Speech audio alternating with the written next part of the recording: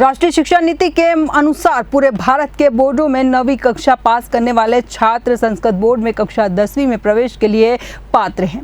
वैसे ही 11वीं पास करने वाले छात्र कक्षा 12वीं में प्रवेश के लिए पात्र हैं। उन्हें केवल अतिरिक्त विषय के रूप में संस्कृत लेना जरूरी होता है। लेकिन महर्षि पतंजलि संस्कृत संस्थान में किसी और बोर्ड से 9वीं और 11वीं पास करने वाले छात्रों को 10वीं और 12वीं में प्रवेश नहीं दिया जा रहा है, जिससे हजारों छात्रों का भविष्य अधर में लटका हुआ है। संस्कृत शिक्षक परिषद के सचिव दिनेश कुशवाहा का कहना है कि जब यह आदेश निकाला गया तब तक हजारों छात्र प्रवेश ले चुके थे और उन्हें परीक्षा से वंचित रखा जा रहा है। उनका कहना है कि महर्षि पतंजलि संस्कृत संस्थान में कई सालों से जमे हुए अधिकारी अपनी मनमर्जी से ऐसे आदेश निकालते हैं, जिससे छात्रों का भविष्य खराब हो रहा है। वहीं छात्रों का कहना है कि पूरे साल पढ़ाई करने के बाद अब उन्हें परीक्षा देने से वंचित रखा जा रहा है, जिससे उनका पूरा साल खराब हो रहा है। इसके लिए कौन जिम्मेदार है? मैं मीनाक्षी सिंह, रावतपुरा सरकार संस्कृत उच्चतर माध्यमिक विद्यालय मनगांव, जिला रीवा। यहाँ मैंने अपना कक्षा 12वीं का एडमिशन कराया था। मैंने साल भर पढ़ाई की, किंतु अब विद्यालय द्वारा बताया जा रहा है कि बोर्ड की प्रवेश नीति बदल गई है, जिसके कारण मेरा परीक्षा फॉर्म नहीं भरा जाएगा, जिसके कारण मुझे मेरा भविष्य अंधकार की स्थिति में दिख रहा है। अतः मैं शासन से इसके खिलाफ सख्त कार्रवाई की मांग करती हूँ। जी, अभी तक महर्षि पतंजलि संस्कृत संस्थान 2005 से संचालित है। अभी तक प्रवेश नीति ये थी कि कहीं से भी किसी भी बोर्ड के किसी भी राज्य से स्टूडेंट आए और हमारे यहाँ एडमिशन लेके और अपनी शिक्षा ग्रहण करते थे, किंतु अभी इन्होंने 27 जून 2024 को प्रवेश नीति में बदलाव कर दिया है। किसने किया है? ये महर्षि पतंजलि संस्कृत संस्थान के निदेशक प्रभात राज तिवारी जी के द्वारा ये अनीतिगत तरीके से प्रवेश नीति में बदलाव किया गया है, जिसकी वजह से प्रदेश के लगभग 10,000 छात्र वंचित हो रहे हैं। क्या बदलाव किया गया प्रवेश नीति में? प्रवेश नीति में ये बदलाव किया गया है कि किसी अन्य बोर्ड का, किसी भी बोर्ड का 10वीं फेल हो या 9वीं पास हो, वो छात्र संस्कृत संस्थान में प्रवेश लेने के पात्र नहीं रहेगा। वो वही पात्र है जो 9वीं संस्थान से पास किया हो और 11वीं संस्थान से पास किया हो। सिर्फ वही स्टूडेंट 10वीं और 12वीं में जा सकता है। होना क्या चाहिए? जबकि राष्ट्रीय शिक्षा नीति के तहत ये स्वतंत्रता होनी चाहिए कि किसी भी बोर्ड का स्टूडेंट, किसी भी राज्य का स्टूडेंट कहीं भी प्रवेश लेने के लिए स्वतंत्र रहे, जैसा कि अभी तक चलता आ रहा था। जब से महर्षि पतंजलि संस्कृत संस्थान संचालित हुई है, तब से ऐसी कोई भी प्रवेश नीति में ऐसी कोई भी बाध्यता नहीं थी कि कोई भी स्टूडेंट प्रवेश लेने से वंचित रह जाए। इस बाध्यता के पीछे वजह क्या?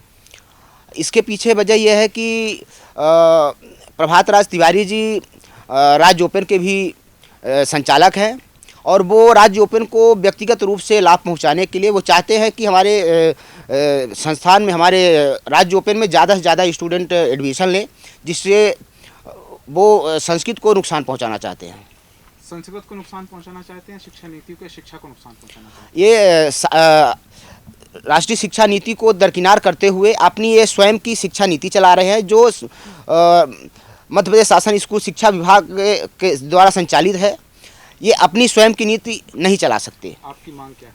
हमारी मांग ये है कि चूँकि राष्ट्रीय शिक्षा नीति और शिक्षा नीति के तहत ऐसी कोई भी बाध्यता नहीं है कि कोई किसी भी राज्य का स्टूडेंट हो या किसी बोर्ड का स्टूडेंट हो, वो किसी भी अदर बोर्ड में प्रवेश के लिए पात्र रहता है, जैसा अभी तक महर्षि पतंजलि संस्कृत संस्थान में भी चलता आ रहा है।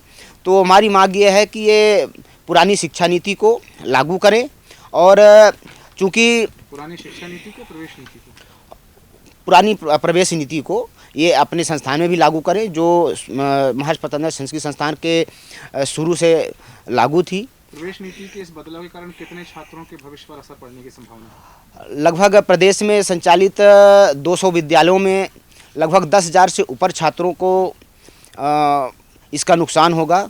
10,000 छात्र परीक्षा से वंचित रह जाएंगे। प्रवेश नीति में बदलाव के पीछे क्या उद्देश्य हो सकते हैं? कोई निजी कारण हो सकता है, निजी हित हो सकते हैं, कोई और स्वार्थ हो सकता है? अब ये तो वही बता सकते हैं, लेकिन इसमें सबसे बड़ी दिक्कत ये है कि 1 अप्रैल से सत्र चालू होता है। 1 अप्रैल से सभी विद्यालयों में प्रवेश चालू होता है, जैसा कि सभी को पता है। और इन्होंने निश्चित 3 महीने के बाद 27 जून को इन्होंने प्रवेश नीति में बदलाव किया। चूँकि 1 अप्रैल से लेकर 27 जून तक जो स्टूडेंट एडमिशन ले चुके थे, जो विद्यालय छात्रों को प्रवेश दे चुके थे, वो छात्रों को लेकर कहाँ जाएंगे। वो छात्रों का इनकी प्रवेश नीति के कारण वो परीक्षा फॉर्म नहीं भर पा रहे हैं, वो छात्र परीक्षा देने से वंचित हो रहे हैं, उनका भविष्य अंधकारमय हो रहा है। तो हमारी मांग ये है कि अगर इनको व्यक्तिगत अगर कोई शिक्षा नीति चलाना है, प्रवेश नीति चलाना है, तो वो सत्र चालू होने के पहले विद्यालयों को सूचित करते, जिससे विद्यालय प्रवेश न लेते। 27 जून 2024 को जी उन्होंने ये आदेश जारी किया है। जी जी। आदेश जारी होने के बाद में जो प्रवेश हो चुके थे, क्या वो निरस्त कर दिए गए या फिर ये वर्तमान सत्र के लिए लागू होता है? नहीं, ये 2023-24 सत्र के लिए जो था वो पुराना ही था। ये 24-25 सत्र के लिए 27 जून 2024 को इन्होंने प्रवेश नीति में बदलाव किया, जबकि सत्र चालू होता है 24-25 1 अप्रैल 2024 से। तो जो छात्र प्रवेश हो चुके थे 10वीं और 12वीं में, वो छात्र सब वंचित हो रहे हैं परीक्षा फॉर्म भरने से। नहीं तो पूरा 1 वर्ष हो गया है, इसके जी बाद जी। अभी आप इस बात के लिए आवाज़ उठा रहे हैं। जी जी। जून में उन्होंने आदेश निकाला, जी जी। जुलाई से कक्षाएं प्रारंभ हुई। जी जी। तो उसके बाद वो विद्यार्थी अभी तक क्या कर रहे थे?